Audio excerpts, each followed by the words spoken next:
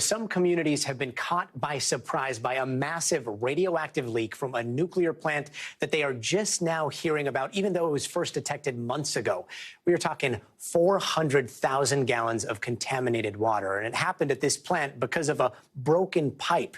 Now, that leak was found in November of last year, but the public is only finding out about it now.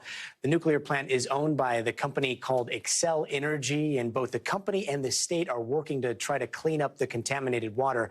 Now, the water is said to contain radioactive tritium, which is a form of hydrogen and can occur in water naturally at extremely small amounts.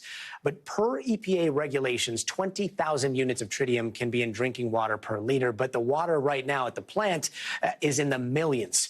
And here's a look at the location of this plant. It's very important. It is in Monticello, Minnesota, right there along the Mississippi River. xcel and the state say they are actively working to contain this leak to that plant property, while state officials say the leak did not contaminate the Mississippi River or drinking water sources and people are safe.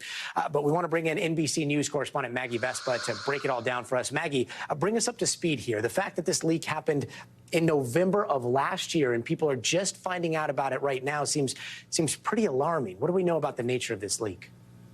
Yeah, it's so jarring for people in that area, Gotti, as you know. So we'll just start with kind of when specifically, since that's a huge part of this headline. This was discovered, xcel says, on November 22nd. So think back, that's a couple days before Thanksgiving. And the company says it immediately took what they called swift action to contain this contaminated water to the plant site, which again is in Monticello, Minnesota. That's just northwest, about 40 minutes northwest of Minneapolis. They also say they told the state immediately that day, the state of Minnesota confirming that they got notification.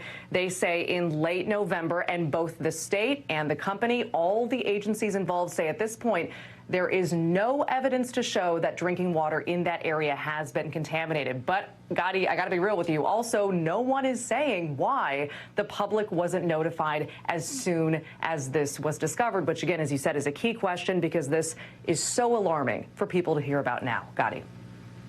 And Maggie, we know that the leak has been stopped, or that's what they're saying, and authorities are telling people not to worry because there is no danger. But the cleanup is still happening, right? How contaminated are we talking? We were just showing that video from the helicopter there. You can see that the plant is very big. The town of Monticello seems to be a little ways off, but the plant seems to be right there on the river. Right, right. Well, basically what they've told us is that at least to a layman, this seems like a painstakingly slow process. Again, we talked about 400,000 gallons of this severely contaminated water. xcel says it has been, I want to get their quote right, pumping, storing, treating, and reusing the contaminated water while monitoring nearby wells to make sure this isn't leaking into drinking water. But they point this out, and this is important. They say recovering all of this tritium that leaked, and again, 400,000 plus gallons of water, recovering all of that will take about the next year. Gotti.